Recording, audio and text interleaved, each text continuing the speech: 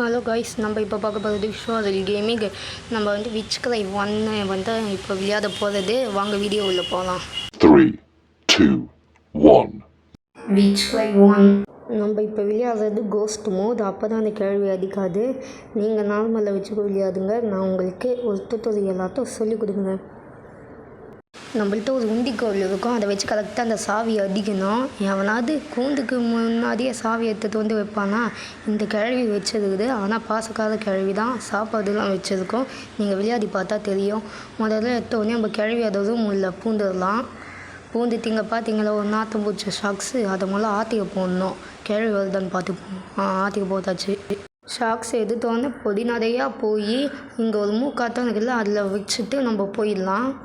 நம்ம கீழே இறங்கி நெக்ஸ்ட்டு பொருளை தேடலாம். இப்போ நெக்ஸ்ட்டு தேவையானது இந்த கவ் பார் தான். இதை வந்து தூக்கின்னு போய் நம்ம ஒரு ரூம் ஓப்பன் பண்ணோம்ல, அதுக்கு வந்து இதுவும் தேவைப்படும். பாருங்கள், இங்கே வந்தோமா, இங்கே ஒரு 2 இது இருக்கும்.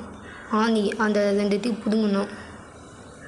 பிடுங்கிட்ட உடனே நம்ம உள்ளே போய் முதல்ல இங்கே ஒரு பேப்பர் இருக்கும். அதை வந்து நம்ம பார்க்கணும். இந்த பேப்பரில் போட்டிருக்கிறபடி நம்ம அந்த டைமை வச்சோம்னா உள்ளே வந்து ஒரு காக்கா வரும். நீங்கள் வந்து இதை பார்க்காமலாம் வைக்க முடியாது. அதான் ஒரு தடவை இதை பார்த்தா தான் நம்மளால் பண்ணவே முடியும். இல்லை நான் இங்கே பார்த்தீங்களா, இந்த கிழவி வந்து இங்கே தான் சுற்றிக்கின்னு இருக்குது. ஆனால் நம்ம இப்போ ஒரு கிழவி ஒரு அடிச்சுட்டு அங்கே இருக்க ஸ்போர்ட் ஃபோனை எடுத்துக்கின்னு ஓடிடலாம். ஓடி நம்ம அங்கே ஒரு டைம் பார்த்தோம். அங்கே வெறும் ஒரு முள் தான் இருக்கும். இன்னொரு முள்ளுக்கு பதிலாக நம்ம இந்த ஸ்பூனை வச்சு தான் சமாளிச்சாகணும். இங்கே இருக்குதா கிளாக்கு, இல்லை கரெக்டாக எடுத்துகிட்டு வந்து வச்சு கிளிக் பண்ணி நம்ம கரெக்டாக அந்த டைம் வச்சோம்னா உள்ளே இருந்து ஒரு காக்கா வரும். ஆனால் ரொம்ப பயமூட்டி விட்டுடும் நம்மளை. கரெக்டாக வச்சுடணும். வச்சோடனே ஒரு காக்கா வருதா, அது வந்து ஒரு ரக்கையை விட்டுட்டு போயிடும். அந்த ரக்கையை வச்சு நம்ம என்ன பண்ணணும்னா, அங்கே ஒரு தடியன் இருப்பான். நம்மளையும் முளைச்சி பார்த்துக்கினே இருப்பான் தடியன். அவனோட காலை போய் நம்ம வந்து கிச்சு மூட்டணும். மூட்டனா அவன் வாயில் வந்து ஒரு கை வச்சுருப்பான். அதை வந்து கீழே போட்டுடுவான். அப்போ நம்ம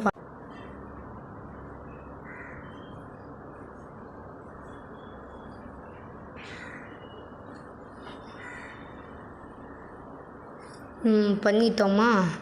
இப்போ வந்து நம்ம வந்து அவனோட மூஞ்சிக்கிட்ட போய் பார்க்கணும்.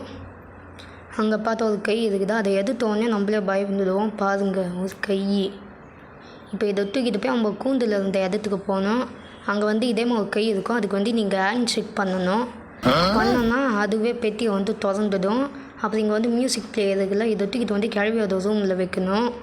நான் வந்து காமிக்கிற மாதிரி தான் எல்லா பொருளும் அதே இடத்துல தான் இருக்கும். சிலது மட்டும்தான் மாறும். நான் பண்ணுற மாதிரியே பண்ணால் கூட நீங்கள் நார்மலில் வச்சு கூட ஜெயிக்கலாம்.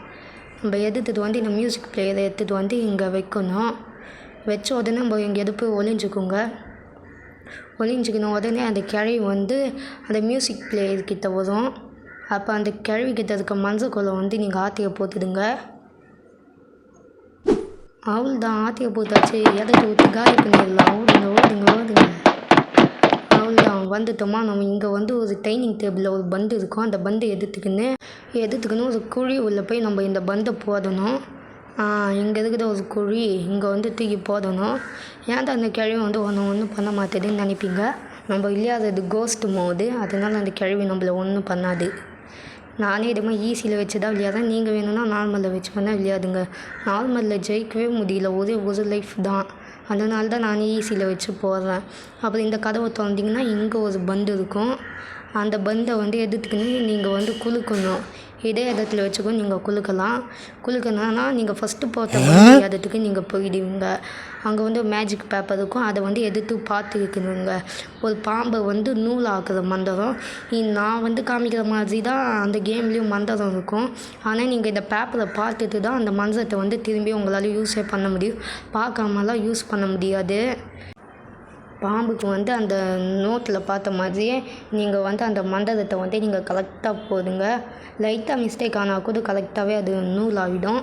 அதுக்கு கிட்ட வந்து ஒரு கீ இருக்கும். அதை வந்து தூக்கிட்டு வந்து இந்த டோரில் வந்து வைங்க. அந்த டோர் பக்கத்தில் போய் பார்த்தாலே தெரியும் எந்த கீ எப்படி வைக்கணும். நம்ம கரெக்டாக வச்சா தான் டோர் ஓப்பன் ஆகும். இல்லைனா நம்ம திரும்பி வைக்கிற மாதிரி வரும். இந்த செகண்ட் கீ வந்து ஒன்று இந்த இடத்துல இருக்கும். இல்லைனா கிழவியோட ரூமில் வந்து உள்ளே இருக்கும். இந்த 2 இடத்த தவிர இந்த 2வது கீ எங்கேயுமே இருக்காது. அப்போனா 3வது கீ எங்கே இருக்குன்னு கேட்கலாம். அது வந்து கிழவி கிட்ட தான் இருக்குது. அதை வந்து எடுக்கணுன்னா நம்ம கிழவிக்கு வந்து ஒரு பஞ்சாயத்தை கொடுக்கணும், கொடுத்துடலாம். இதை வந்து கடைசி இதில் வச்சுக்கின்னு நான் எப்படி கீயை வைக்கிறோன்னா அதே மாதிரிக்கும் வைங்க. நம்ம வந்து நம்மளோட மந்திர பொருள் எடுத்துக்கின்னு போகலாம். கிழவி எங்கே இருக்குதுன்னு தான் தெரில. கிழவி அந்த பக்கம்தான் இருக்குது.